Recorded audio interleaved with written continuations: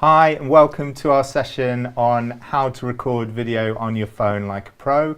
My name's Paul, I'm the MD of Manto Films. And I'm Steve and I'm head of post-production.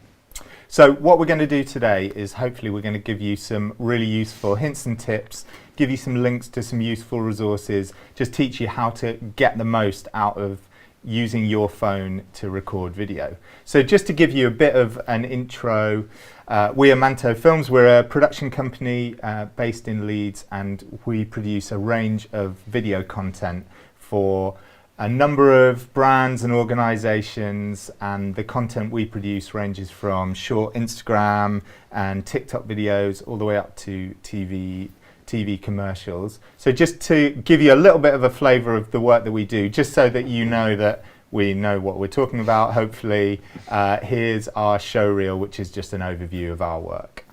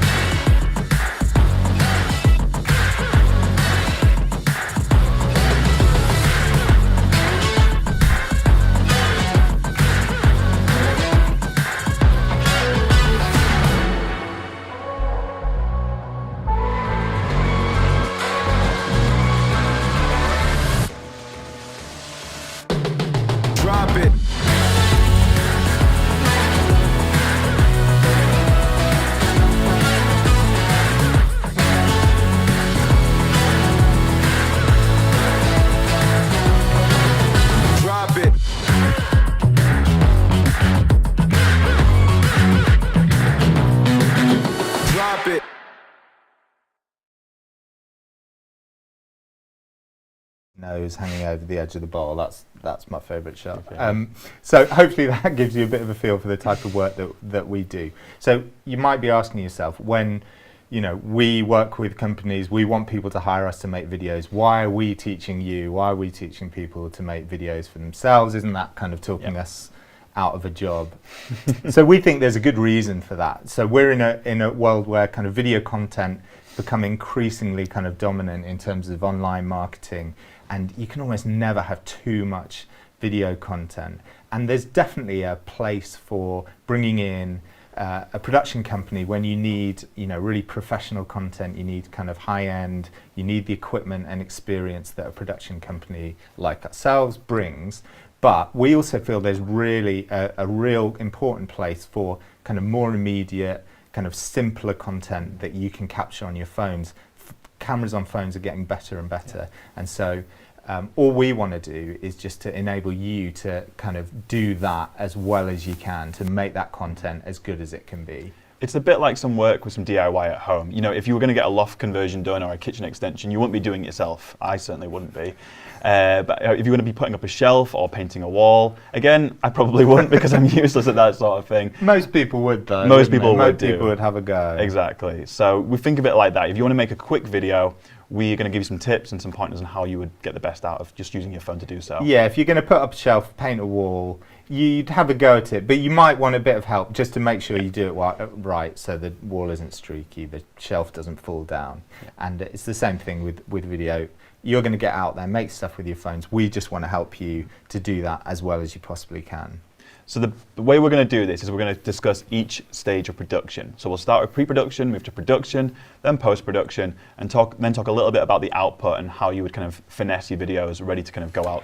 This is the way that we approach any project that we do. So we think it's helpful, even though, it might be a simpler thing, just to think about it in the same way. So yeah, pre-production, which is the planning, thinking about what type of video you're going to do, what's going to be involved. The production, which is the actual doing, getting out there, recording it. And then the post-production, which is editing it together, if that's what you need to do, packaging it up, ready for the platform that it's going to go onto.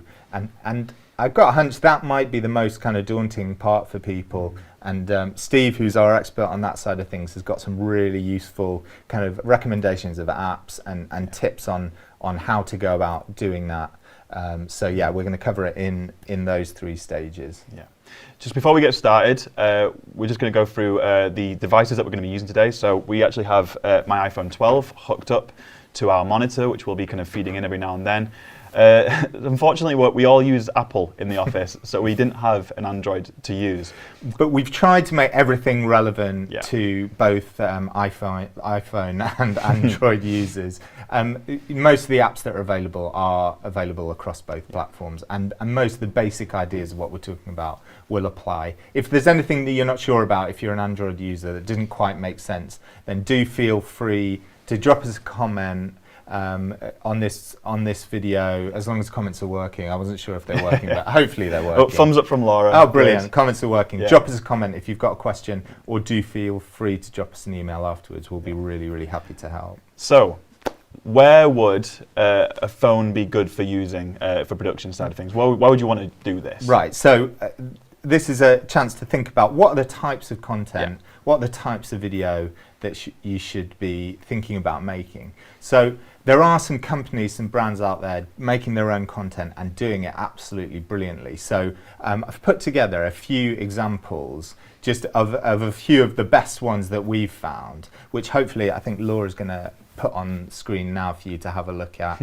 So I'd really recommend having a hunt around online, watching what other people are doing, because that'll definitely give you ideas, give you inspiration, show you what's possible. These guys are brands that are doing it really well, and in particular, Fill glass picked with out ice. a client of ours, which is Add Yorkshire tea. Tea. We do a lot of work. Place with in Yorkshire freezer. Tea, but they Place also freezer do on a lot of iceberg. stuff Polar bear. themselves. They've been Fling playing freezer around, into freezing producing their black own hole. content on Remove tea from TikTok freezer. in particular. Add straw and drink. Just having fun, making their own stuff, and they're doing it really, really well. And I think the thing that you can learn from what Yorkshire Tea are doing is just have a go. Just, try something out. If you're not sure it's going to work, don't worry too much. Have a go, see what works, and you learn from just having a go. Yeah, completely. Another thing that would be quite useful content-wise would be a meet the team sort of video. Yeah, absolutely. Quite informal approach. You can kind of, just quickly shoot people in the office. Yeah, it's a good way of giving people a little glimpse kind of behind the scenes of your business. I think increasingly people want to connect with a brand on a kind of personal level. They want to feel that kind of personal connection. It makes you feel kind of authentic, and so yeah, little clips kind of the team, little clips of what goes on at work, kind of behind the scenes. Those things are really easy to capture and can be really effective bits of content. And then finally, if you're at an event and you want to put out a quick reactive video, rather than having to get in a film crew who would then go and film it and have to go away, edit the video, and it's not going out for another week. If you need something that's quite reactive and trending, we would advise shooting something quickly on your phone, and then you can kind of put it out quickly, apply the right hashtags, and get it seen by the right viewers. Yeah, because you put a lot of money and effort into events, and recording clips on your phone, putting them out there is a great way of extending the reach of that event beyond the people that are able to be there on the day. And yeah, that's another really good thing that you can do just using your phone. So when you're starting out thinking about what type of video you're going to make, the start of any project that we do, we always start with 2 key questions. So they are, who's going to be watching, and what is the outcome that you want from them watching? And we'd really recommend that you do this. Even with simple video clips, it's a really good way of focusing, what you want to get out of the video. Looking at, okay, does that bit need to be in there? Is that bit going to help me? So who's going to be watching, and what do you want them to get out of watching? Yeah.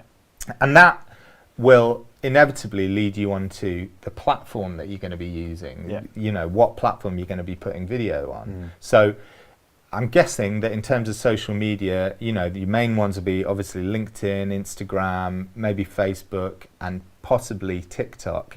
And the audiences that you'll get on each of those platforms are quite different, aren't they? So as you'll have seen there on the example that you showed, the Yorkshire Tea one was playing out on TikTok. And TikTok obviously is a very playful app where you can kind of get away with kind of things that look a little bit maybe rough around the edges, but and a bit more experimental.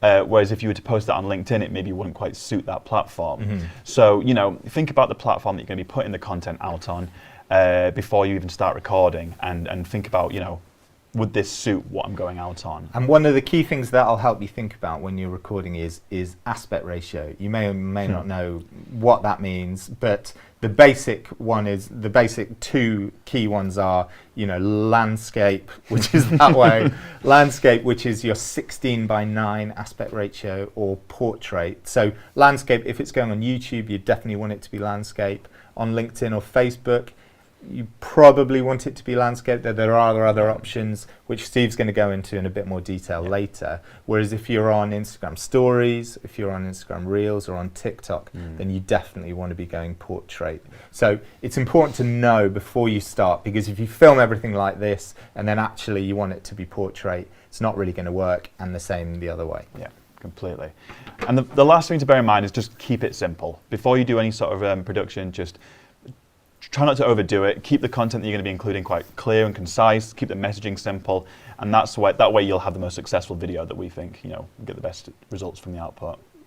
So once you've planned out what you're going to do, the next stage is to get out there and do it. So when you're getting your phone ready to go and record something, we've got a few things that we think are important to think about. So I think Steve's going to hopefully he's going to hook up his phone and demonstrate some of the things to prepare to get your phone ready to record. Completely. So if I can just have a feed on screen, please, Laura, of my phone. Here we are. So this is live. You can see me moving back and forth.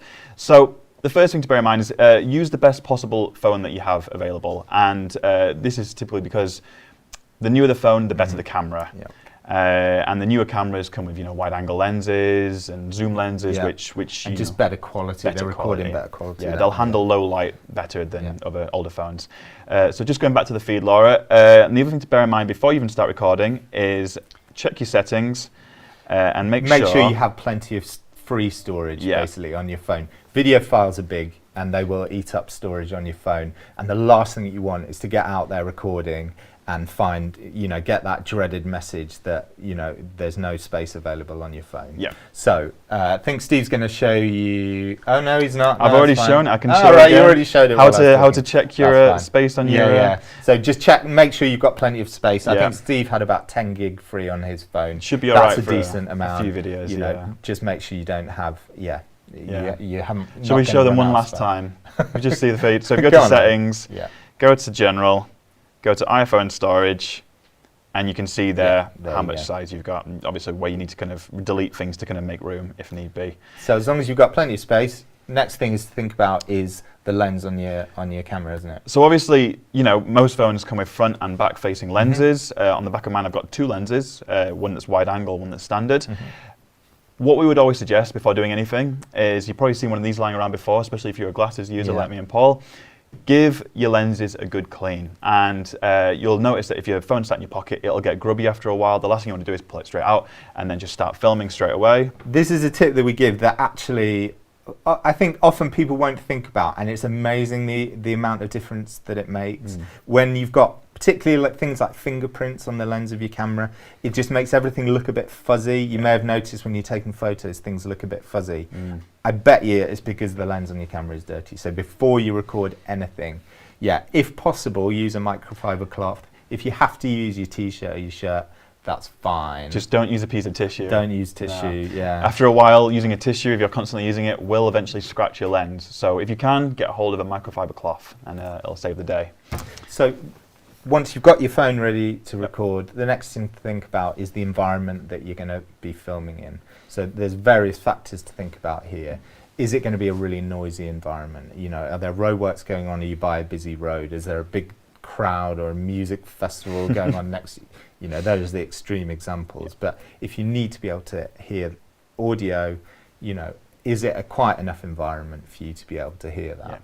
Equally as well, how much light do you have available? Are you in a dingy office where you're not near any big windows or light sources? You're like we were saying earlier, your iPhone will struggle in low light situations. So they're getting better, but one of the big gaps between an iPhone and the types of camera that we use is how they handle kind of low light situations. You know, everything starts to look grainy and the quality just starts to go. So try and get as much light as you can. Now, talking about light, one of the things that we do, which often confuses people when we go into like an office or a space, often we'll go around turning off all the lights. And that sounds like we're contradicting what we just said. But the reason for that is that different types of lights actually come in different colors, which is something that we're probably not aware of because our brains and our eyes do a really good job of balancing out those colors, whereas phones don't. Phone cameras don't, and actually even more expensive cameras can struggle with that. So typically daylight, which is light from the sun, light through the windows, has quite a blue kind of hue to it, whereas fluorescent lights, which is the typical light you get in an office, will often be slightly kind of green. More traditional light bulbs have more of a kind of orange color to them, and particularly phone cameras really struggle when you've got sources, different color sources of light. And what you'll find is your skin tones will look very skin in strange. particular, people will start to look kind of a bit green and a bit unwell. A bit unwell. So just on that, we would advise trying to get close to a window or somewhere with a big natural light source. Obviously, if the window's open and there's lots of noise coming in, consider what's the most beneficial thing to do here. But get near a window, get near a bright light source and have it kind of facing front on, almost as a key light as we call it, to kind of really light up your subject. Natural light is always, if you can use natural light, that's always going to be your best bet. Having said that, if it's dark, we're not saying you should just film in the dark, turn all lights off, because it's obviously better to be able to see it than not see it. But if you've got the option, use natural light where you can. So we have a quick tip that I just want to show on the phone again, if we can just get the feed up please, Laura. And so one thing that you'll maybe have done by accident or on purpose, before, is being able to lock your exposure and your auto focus. So say I've got this shot of Paul, and you'll just see these lines on screen. We'll cover those more in a bit, but they're just some grid lines to help us with our composition. If I hold down, so awkward, sorry. If I press on Paul to kind of get my focus and exposure in the right place, and then hold down my finger, you'll see on screen there, we've got an auto exposure and an auto focus lock. Yeah, so it's just tapping your finger literally on the screen like this and holding it down. And so what that means is when you're moving around, it won't keep trying to adjust for the brightness and the focus won't keep shifting. Exactly. It's just a little tip, but actually it can really help. We could do the rest of the stream like this if you'd like. In camera there. No, let's really not. A bit awkward now. Let's go back to the other shot. Yeah, so there are various things like that, just little tips that can really help. Now, we obviously, when we're filming, we use lights. We've got a bunch of lights set up around us now, which you can't see, and these are really expensive, so you're not going to want to go out and buy these. But actually, there are some really good options that you can buy if you want to get a little bit more into it. You're finding that you're kind of struggling for light. Get on Amazon, buy yourself an LED light for video with a softbox on it. You can, for kind of £40–50, you can actually buy yourself something really decent. In the document that we're going to send out, we're going to include some links to bits of kit that you can buy. We're going to mention a few other bits as we go on. But yeah, that's one thing that actually, if you want to invest a little bit of money in some kit, that's one that we'd really recommend. That can really help you. Completely. So just moving on from lights then, we have a little piece just about audio. And so the microphone on the iPhone is very good. However, it gets worse the further away you are from the source. Yeah, what the microphone on a phone wants to do is to pick up as much sound as it can. From kind of everywhere around it, because obviously the microphone doesn't know particularly what you want to record. So like Steve says, the further away you get from the source, the more it's going to struggle, because it's going to be picking up sound from all around. Completely. So, we're coming up quite nice and clear at the moment because we're microphoned up. However, if Harvey, who's just behind the camera over there, hello Harvey, he's giving us a little wave. You can't see that. You can't see that now. If he was to be holding my camera and taking a shot now and the audio is being picked up, it would sound very echoey and very loud and just not very clear. So there's a couple of things that you can do. Obviously, if you can just get a bit closer, that's great. If not, you've probably seen, on YouTube or on social media, people recording clips where they're holding a phone like this. And actually, it's a really good way of a kind of simple way of recording audio. So if you're on an iPhone, just a voice memos, just open up the voice memos app. So or if you're on Android, there'll be an equivalent. Just hit record and then just use this like a microphone. So you can either use it to, oh, hi. So if I could be, an example, I could be recording you like this. So I could just be holding this just out of shot. Is that out of shot? I can't see. It is now. Yeah. So just record the audio separately. This will give you a real nice, clean source of audio. Yeah. It might be that you want to pop it in a pocket or get someone else to hold it, or if you're able to hold it out of shot.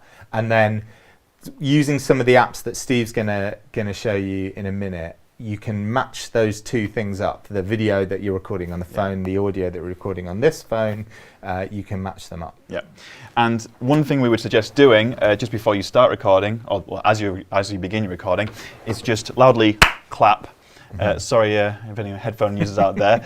And that should make it a bit easier to sync the two clips when you come to any sort of editing, if you are going to sync them up a bit later on. You've no doubt seen on kind of behind the scenes on films, people with a clapperboard, doing that. And that is exactly what that is doing. That is enabling you to sync up, to match up either a couple of different cameras or, audio from one source and video from another. Yeah. So that's actually it's a really useful tip. Just do that. It'll help you loads in editing. I just did it again. I know, Again, I should apologise for that. Yeah. So also with sound, just be aware again of the environment that you're in. Yep. If you're somewhere which has lots of hard surfaces, so like tiled floor, concrete floor, kitchens, things like that, you'll find you get a really echoey sound.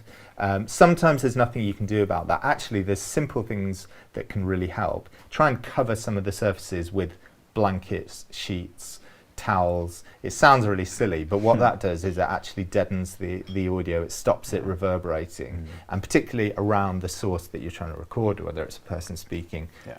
Get some sheets and blankets out of shot. You don't want to be able to see them, but just on the floor, around the place. That'll really help. Yeah. One thing we've always learned is that you can get away with bad video more than you can get away with bad sound. If you've got a full 4K video, looks amazing, but the sound is rubbish. Yeah. People are going to switch off much faster than if it was the other way around. It's kind of not the first thing that you think about, but it is really important. So we'd really recommend giving it some thought. Yeah. So like with the light, it may be that all you have is your phone or a couple of phones to record with. If you want to just invest a little bit of money, then you can do. So at the most basic level, you can get a little, sorry, I shouldn't knock my microphone, a little kind of tie clip one like this that plugs into your phone, or you can get one like this. This is a Rode mic. This just plugs into your phone like that, and then when you're recording, in fact, let's do it the other way around. When you're recording like that, that'll capture much better quality audio. Now with this, you'll still need to get relatively close to the source that you're recording, but you'll find it much cleaner, crisper audio. This will cost you about £50, or there are equivalents which cost a little bit less. If you want to invest a little bit more money, then what you can do is actually microphone that we're using, so the mic that Steve currently has on, links to, it's a set, again made by Rode, a set called the Rode Wireless Go 2. So you'll have a little, what's called a receiver pack like this, which you can run into your phone. And then there's it connects wirelessly to two other packs that look kind of the same as this, that either have a little microphone on them themselves, or you can plug one of these microphones into. They're really simple to use. That's the real beauty of them. They're great quality. You don't have to do much to set them up, but they work fantastically well. That'll cost you, I think it's about £150. Is that right, Harvey? A little bit more, 175, more or less, something like that. So that is a little bit more of an investment, but if that's something you're going to be doing regularly, it's really worthwhile. And as I said, one of the key things is how easy they are to use. So again, we'll include links to these things in the document that we're going to send out after the event. So there's a range of options available, isn't there? So moving on, we're going to talk a bit about stabilization. And so the great thing about the new iPhones is there's a lot of inbuilt stabilization. That means if you're holding a still shot, there's not much shake going on, which is great if you're taking a quick photograph. However, if you're going to be moving around, say an event, and taking a long video, you might find that a lot of your bobbing up and down is picked up. Yeah. So we have a few solutions to that, and the first thing would be to bend your knees whilst you're walking. You might look a bit silly, but it'll make all the difference in the shot. Yeah. This is one. In fact, when we were planning this, our original plan was to have Steve demonstrating this by walking through the back of the shot with his knees bent, but he looked a bit silly. Anyway, you will look a bit silly, but it's worth it for the shot. If you're going to get a shot walking, by just bending your knees, you cushion some of that up and down movement. So it does really help. You might look a bit silly, but it does really help. On a more basic level, actually just use two hands to hold your phone. You might just be used to doing this, and that's okay. But if you really want to get it really nice and stable, use two hands. Keep the phone quite close to your body, because the further away it is from your body, the less stable it's going to be. Keep it quite close to your body. If you are going to move, so like you're panning around a room, then what we would say is just do it quite slowly, because like moving around like this is going to make your viewers feel a bit sick. So if you're going to pan, move nice and slowly. And just on that, just be aware of your horizon level or any wonky angles, because if you're kind of holding your phone just slightly askew like that, it'll make everyone feel like they're on a boat that's kind of beginning to capsize. So just try and keep your horizon level just as steady as possible, and just slow. Yeah. movements. That's nice. I like Thank that. you. Again, there are a few bits of kit that you can buy. So on the most basic level, you could buy something like this. So this is a little phone tripod. All the way around. Well, it depends which camera you're using, Doesn't doesn't make a it? difference, does it? Yeah. So this, if you're recording a little interview or a little static clip, you can pop this on a desk, prop it up on a table or a pile of books or something like that. That'll give you a really nice stable shot. You can pick one of these up for about £10-15, really easy. Or you can get a kind of more classic tripod which has a mount like this, again for kind of £20-30 on Amazon, and again we'll include links to those. And you can turn that to be in landscape mode as well. You can have it whichever way. Quite easy to do. Yeah. Wonderful. There we go. Yeah. So yeah, you can also pick up a cheap tripod. If you go on Amazon and just search iPhone, tripods, you can pick them up as cheap as £20.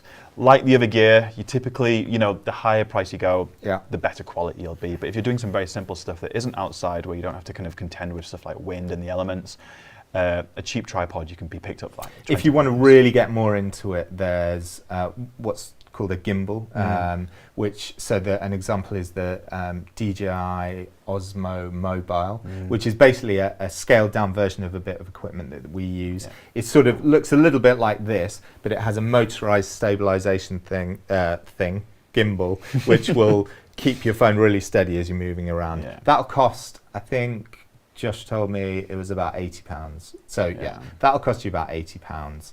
They're really amazing bits of kit. So if you want to invest a little bit more, and we'll include a link to that in the video. And if you've got any, if you save your cart out and you don't have any of this equipment to hand and you need to kind of get a stable shot, we would suggest just propping your phone up against some books if you've got access to.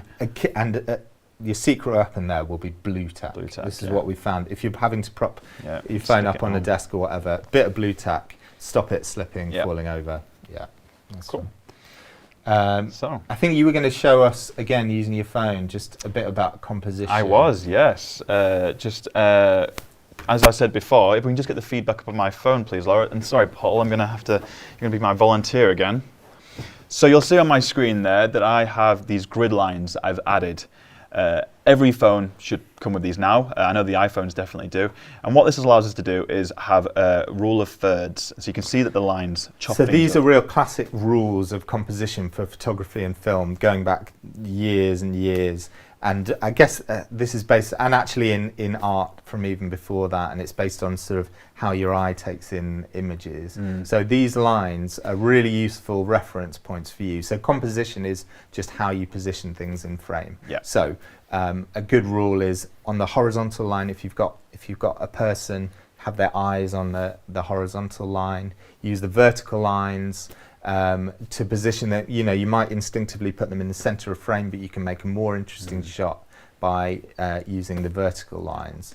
And typically this rule of thirds works well in interview setups. So if Paul isn't doing a piece to camera, but is talking to somebody off, say to my left-hand side, Paul could be then having a discussion about an event or whatever, as he's showing now, and he's looking into the space to his right. If, Paul, you were just looking to your left now, but I keep this rule here, it looks a bit awkward and it looks like he's looking off into dead space. We want him to be looking into this open area here, and it looks like he's talking to us and kind of, giving us a bit of information. So if you were going to do a piece of camera, we'd probably go with center frame. So I can kind of go like that. Hi. And so to add these lines, I must remind myself, if I go to my settings again, and if I just go to the top where I can search, and I go to search camera, and it's this one here, which has got the image of the camera. You can see here we've got all of our camera settings. So we have our kind of what resolution we're filming out, what frame rate. Don't worry too much about all that. But down here at composition, you can see here we've got this grid option, which I can kind of turn on and off. So yeah, that's as easy as that, just to set up. So just finally, on the production side of things, just a few things in terms of the clips that you record that will really help you once we get into the post-production. So the first one is just allow yourself a little buffer either side of the bit that you actually really want. So hit record, wait a couple of seconds before you start speaking or the thing that you want to see, and when you've finished, just wait a couple of seconds before you finish recording. It's a really simple, basic thing, but actually you'll find it really helps you if you're editing a few clips together, just to have that bit of space either side. And what we would always suggest is take a big deep breath, just to relax yourself, and pop a smile really quickly. Because if you start recording and your eyes are looking elsewhere and you look a bit like deflated, it's the first impression that you're giving away. So a big deep breath and a big smile, and then, hi, I'm Steve. Welcome to our session today on how to shoot video like a pro on your phone. And for anything you're recording, if you have time and the possibility, record it twice. Give yourself options when you're editing. So that's whether it's you're doing a little interview, get them to answer questions a couple of times, or whatever it is. Just record more than you think you need, because that'll give you just more options to work with, and you'll end up with a better kind of finished product. Yeah. And 2 more points, just from a technical point of view. Try and use your back camera where possible. It's always better than your front camera on your phone, we found. And also, try and avoid zooming. I know if you pinch, you can zoom in on your phone. We find that it's kind of like, it's fake zooming almost. Yeah. And so newer phones can zoom up to a point without losing quality, but they'll also let you go past that point, and that point the image really starts to fall apart and look really messy. It's always safer if in doubt, just don't zoom, and we say zoom with your feet. Zoom with your feet, yeah. So get closer to the subject rather than using the zoom, because that's much more reliable in terms of making sure the quality stays good. Completely. So I think that's kind of it for production. Yes. So we're now going to move on to post-production, so thinking about how we kind of stitch clips together. Steve is our in-house post-production expert, so he's going to mainly take you through this. Yeah. So say you've been on an event or whatever, and you've got plenty of clips now stored on your phone, which you've shot, and you're thinking, well, what can I do with these? I've got a bunch that I need to put together and then output them to a certain platform. So I've gone and had a little bit of research into what apps work best on your phone, but also a few that work quite well on a laptop or a PC. If I can just get up on the screen now, Laura, some of the kind of great, some good video editing apps. So if you're keeping everything on phone, we suggest InShot Video Editor, which is the example I'm going to be showing today. Some other free ones include Adobe Rush, an iMovie. I think on Android you have Movie Maker, which is a basic one as well. I think Adobe Rush and InShot are both available on Android, aren't they? Adobe Rush is a bit more complicated, isn't it? That's basically the scaled down version of what we use for our editing. Yeah. iMovie's pretty good, but from your research, you found InShot to be quite a good option. InShot's great, and it works on both Android and iPhone. So when I'm showing an example shortly, you can see just how to edit very basic stuff. Yeah, one thing to bear in mind with InShot and with various other apps is it does come in the kind of the freemium model. Yes. So you can download it for free, but you will get ads, some slightly questionable ads, but you can pay a small amount and to get rid of that and to unlock, you know, some of the features that aren't available on the free version. I think for the InShot video editor app, we're paying £3.50 a month for a subscription plan, which you can cancel at any time. So if that's something you're going to use a lot, then obviously it's not a huge amount of money. That not only gets rid of the pop-ups, but it also gives you access to some more premium features, such as some extra music, royalty-free music, which you can add onto your clips, or some extra filters that you might want to add on. But you know, we don't want to worry too much about that because filters can go a bit crazy. Can go a bit wrong. They can go a bit crazy. So if you are thinking about putting your clips on a PC to edit rather than on your phone, because on your phone it can be a bit fiddly. You know, when I was doing my example video, I was getting on fine with it, but I can imagine if you're doing some more advanced stuff like adding some sound effects or music, you probably want to be on a computer where you've got a mouse and keyboard, which is a bit easier to use. So if we can just see some good alternatives, Laura, on screen, thank you very much. So yeah, iMovie comes bundled with most iMacs or MacBooks these days. On PC, you've got Windows Video Editor. And another good free option is HitFilm Express, which does come with a more premium version with more premium features.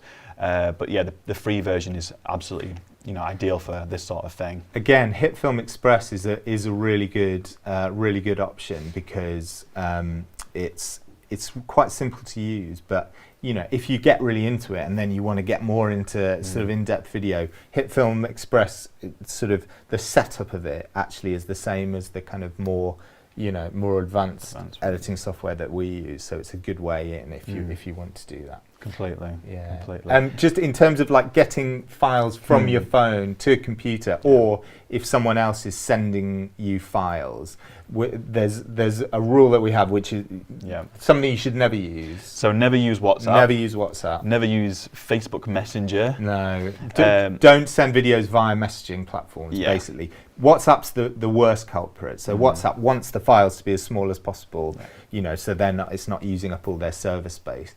And what that means is that it'll look fine on your phone, just in the sort of little window on your phone, but actually it's really compressed and you lose loads of quality. Yeah. So if you're sending files around, the best thing you can do is to use some kind of file transfer service. Yeah. So that might be OneDrive. OneDrive, yeah. WeTransfer is one which a lot of people have heard of, and it's as simple as just kind of going onto a browser on your phone and just adding the files, and then you can kind of choose to create a link or have a download file ready to then send out. Yeah, or in your business you may well already use OneDrive or Google Drive or possibly Dropbox. Yeah. So those are also really good options because you won't lose any of the quality in the file. Yeah.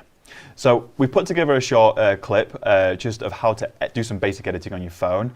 This is, like I say, using InShot Video Editor, and we're going to have that coming up on screen now to show you. Here's a quick rundown of how to do some basic editing on your phone. For this example, we're using InShot Video Editor on an iPhone 12. Please note, we are using the paid version of the app, and this is mainly to prevent any interruptive pop-ups.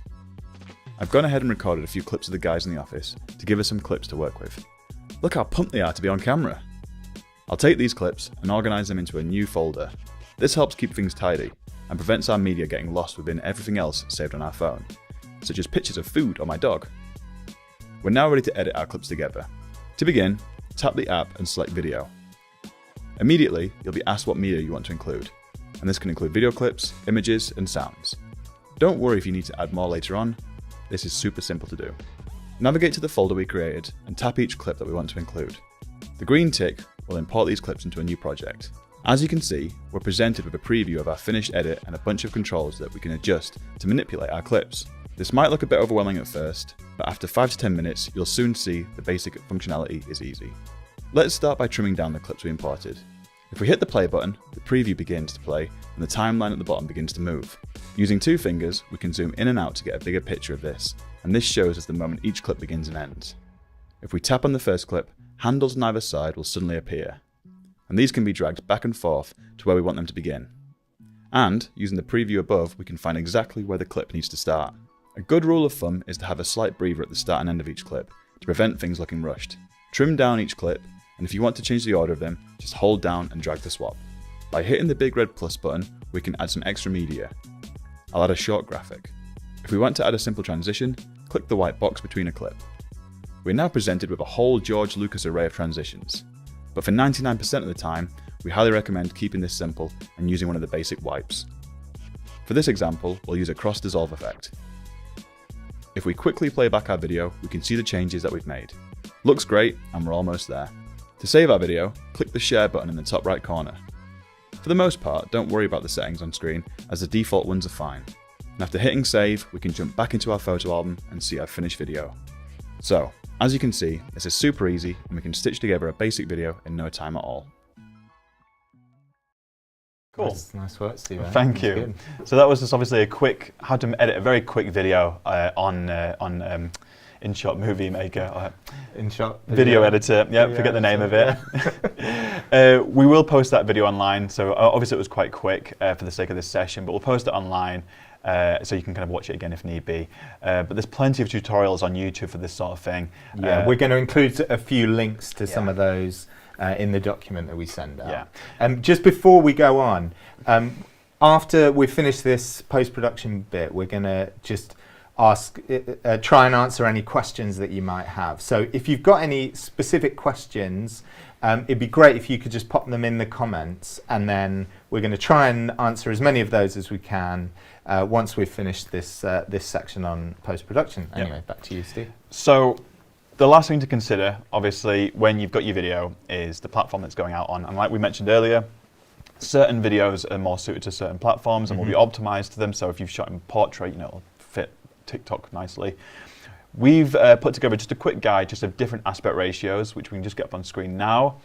And so, yeah, we've just kind of made a note of what works best on which platform. So as you'll see, 16:9, which is that kind of oblong shape, works best on YouTube. Obviously, if you turn your phone sideways so that it suits it, you'll get it, full screen. And probably if you're on LinkedIn, you probably want 16:9 as well. Yeah. Though you have got options. You could go for the next one, which is the 1:1 or the square.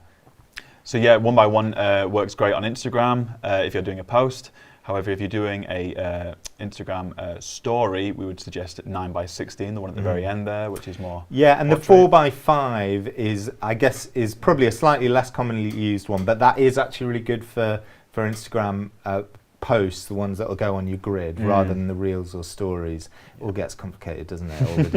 All the different sort of permutations. But that 4:5 is good for that and for Facebook. Yeah.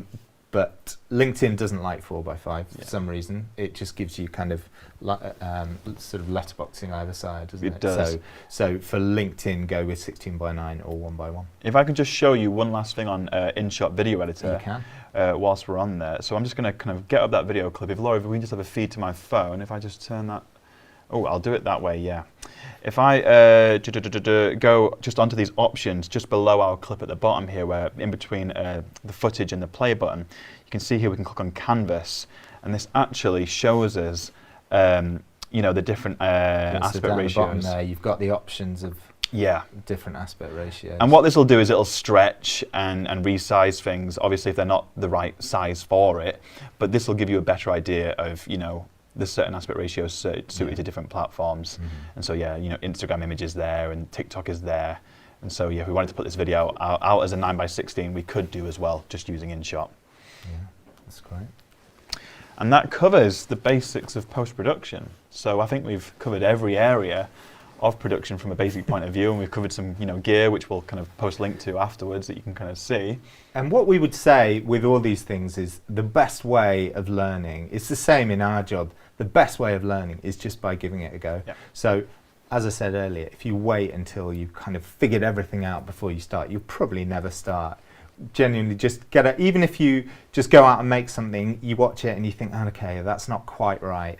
I'm not going to put that one out. You'll have learnt loads in the process of doing that. So next time you go out, there's a much better chance of making it work. So we'd really recommend just giving it a go and trying new things, watching, like I said before, getting inspiration from what other people are doing, trying new things out. And that is definitely the kind of the best way to learn. Yeah. So we're hoping now that we're going to be able to answer some questions. So we did ask people for some questions before we started, just so we've got a few kind of preloaded. So we can cover those first of all. But then, yeah, if you do have any questions, then please do fire them at us. I'll just check in. Have we got any particular questions to answer? Yeah, okay.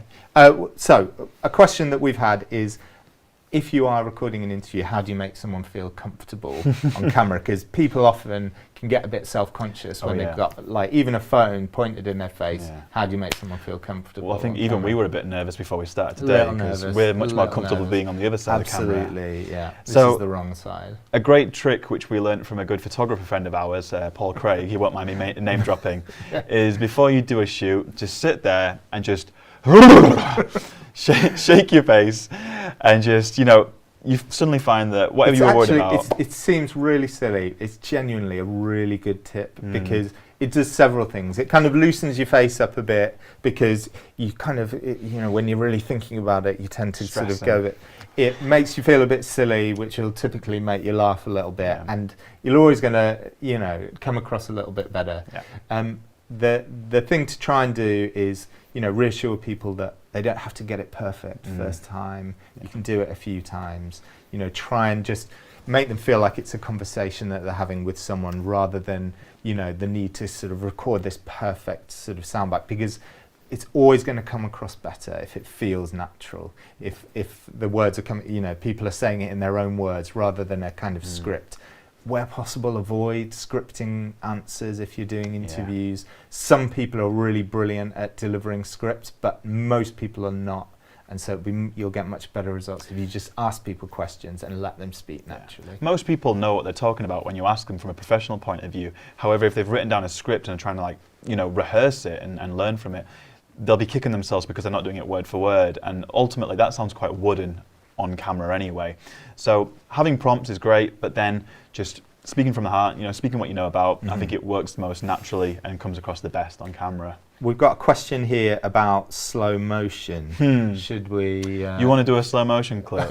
Well, what's the question? The question is, should we use slow motion, and how, what might you use it for, and how do you make it work? So we use slow motion a fair bit with what we do, and it can be kind of a good way of showing action that is very fast and is easy to miss. And so if we, what would be a good example of something that we would shoot that is in slow motion? Things kind of look a little bit cooler in slow motion, don't they? Even just like, if it's kind of a sports thing or something like that. Phones can do slow motion. It's what we would say is, if you're going to use it sparingly. It looks cool, but it can be tempting to overuse it. The other thing that we'd say is, if you're going to use slow motion, you're best off, again, using daylight.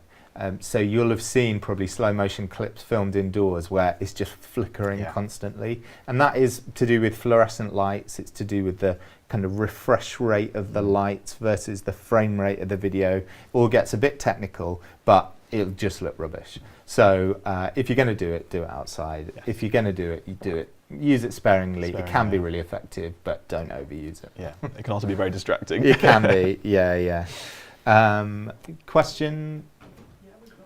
Go for it. Come on, Laura. Laura's going to fire it. Laura's sort of at the control centre today. She's running everything, so she's going to fire a question at us. Lucy asks, how to transition from music in an intro to an interview. She says it always sounds harsh when she does it. Good, really good question. Question from Lucy. Question. In case people didn't hear that, it's how do you transition with music from a kind of intro into an interview? Because when she's done it, it's often ended up sounding a bit harsh. Yeah. So like with the video clips in most apps that you use, there'll be an option to have a transition between two scenes. So you can have like a crossfade, like I showed in that clip before. The same applies for any audio. So you'll have like a crossfade where you can kind of go from the volume of the clip to zero. And what this will do is help fade it out. And you can do this then leaking into the next clip. Yeah, it doesn't even necessarily have to go to zero, does it? If you've got music, you can have it just transition to a lower level. And then kind of come back up again. Yeah, so rather than just sort of cutting straight to that lower level, which will kind of feel harsh, you can either split the audio tracking 2 and then add a transition from one level to the other, or if you get more into it, you can set so that the level goes down over a certain period of time. One thing that I often do when someone comes in is actually the level just starts to drop actually just as they start speaking, because the sound of them starting speaking will cover that transition in the level. So it actually makes it sound less harsh if you just match it just to the very start of them speaking. Whereas if it's a bit earlier, it can suddenly be a bit jarring. Yeah, it feels like, oh, why is the music gone down? Okay, there's someone speaking. Yeah. So, great question though. Yeah. We got any more questions? Someone asked, Zero Waste Leeds asked if you could talk a bit more about selfie pieces to camera, and which camera is it best to use on your phone? What works best in terms of composition? Yeah, so that is a question about selfie pieces to camera, which camera to use on your phone, any tips on composition. So as we said before, the back camera is better quality. So it depends really. If you're doing it just on your own, you're the only person there, it is probably better off using the front camera, even though the quality isn't as good, because you're going to be able to see the kind of framings and so on better. It's quite tricky. If you've got the phone kind of facing the other way, you can't see what's on screen. You might end up sort of slipping out of shot. The key tip is to remember that the instinct is to look at the image of yourself on the screen, but you need to be looking at the camera. So obviously the camera is right at the top. Your eye line needs to be to the camera. It'd definitely be helpful to have one of these. This is not going to break the bank. No. To prop it up on something, or even like Steve says, to hold it, you're going to get much more a better shot, a more stable shot. If you ever see vloggers on YouTube, such as like Casey Neistat, they're always holding a tripod rather than holding the camera, because it will give you a bit more stability and a bit more grip. I actually have a device on my phone which I've glued on a little bit dodgily, a little pop socket, and what this does, it'll just take the weight off your little finger. And obviously, if you're holding your phone normally, you'd have your little finger just resting underneath. What the pop socket means is you can kind of use your kind of strongest two fingers just to kind of hold your phone up in front of you like that. So I can show you there. And I have been mocked for having one of these on my phone. It's really something that, like, mainly teenagers use for all their selfies. But Steve's down with the kids. Yep, I'm hip. The other thing to bear in mind, though, is if you're doing a selfie, bear in mind what's behind you. So obviously, if your subject is behind you, that is important. Don't angle your phone at some strange angles, because if you're up here, you're going to look a bit strange. And if you're down here... You're not an Instagram influencer. I mean, maybe you are. But maybe you are. But keep it level, on your eye line. Keep it level. And then any small movements always work best. And again, think about lighting. So the ideal would be to sit with your phone here and then a window there. So the light from the window is coming onto your face. That's going to give you. And you might want to lock the exposure and the focus, like we mentioned earlier. Just to kind of that's something to stop it from jumping around too much. Hopefully that's helpful. If you have any more questions about that, do drop us an email. Thank you for the question. Zero Waste Leeds. Do we have any more questions? How long do you suggest LinkedIn videos are? So this is a question which we've encountered a few times. So how long? This is from Kate. Yeah. How long should LinkedIn videos be? So most social media, and the more time goes on, is getting shorter and shorter. We find people's attention span is getting less and less, and it doesn't matter what platform you're on. The only way you can really kind of keep someone engaged for 10 minutes or more is it being on a subject matter that they're really already engaged in.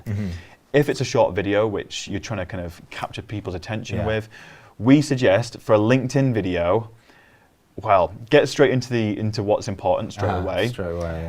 And then maybe kind of, I would say 1 to 2 minutes, if not shorter. Yeah, I think that's probably right. I think, again, this goes back to those two questions that we asked at the beginning. Who's watching? What do you want to get them to get out of watching? So if the people are watching are people that you're already engaged with, people that already know who you are, who are already interested in what you have to say, then you'll be able to keep them there for longer.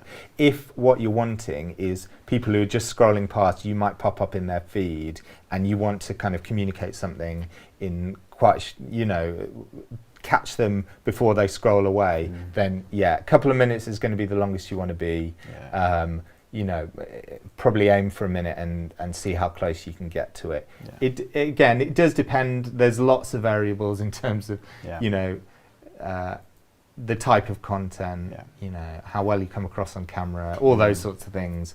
But yeah, I think as a rough guide, If it's a that's, super short message, you can probably get away with a 20-second video. 20, 30 seconds. Yeah. Yeah. And most people, when they see that, they're less likely to switch off. Yeah, that's true. I don't know about you, but if sometimes I'll see a video if I'm scrolling through and it's 5 minutes, I just sometimes just don't want to. Yeah. You know, if it's not applicable to me, then why would I give it the time? Yeah. So I think we've maybe got time for one last question. Have we got one more, Laura? Ben has asked any tips, templates on how to quickly create effective text, effects, or transitions. Sure. Yeah. So it's a question from Ben about any tips for text and transitions and things like that.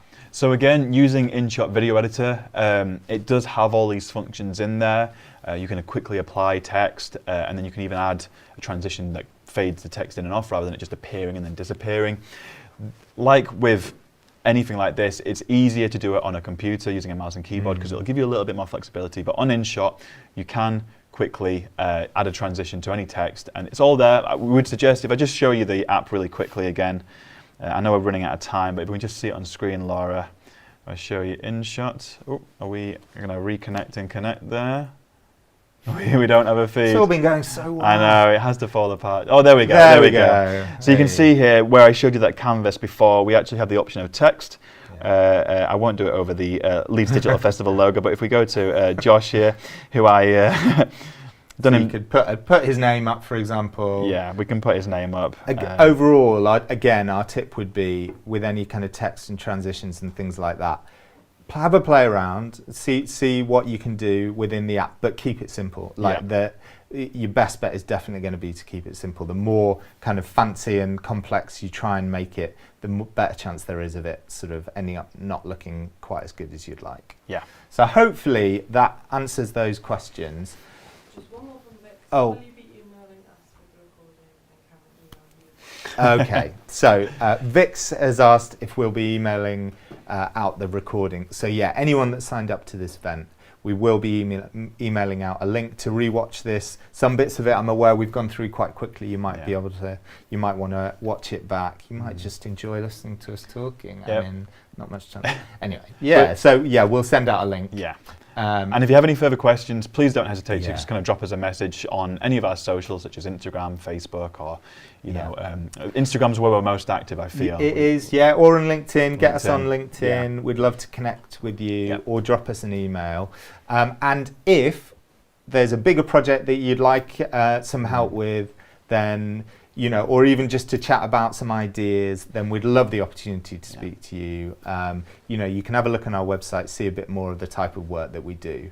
And if there's something there that kind of interests you that you might want to do, then we'd love to hear from you. So do drop us a line or give us a call. So thanks so much for joining us. We really, really appreciate you taking time to listen to us waffling on for an hour. I really hope that you've got something useful out of it. You know, and we'd really love to see stuff that you make. So do send us links to things that you've made, maybe using some of the tips that we've come up with. But yeah, thanks again. And yeah, we'll hopefully speak to you sometime soon. Yeah, thanks for watching. Cheers. See ya.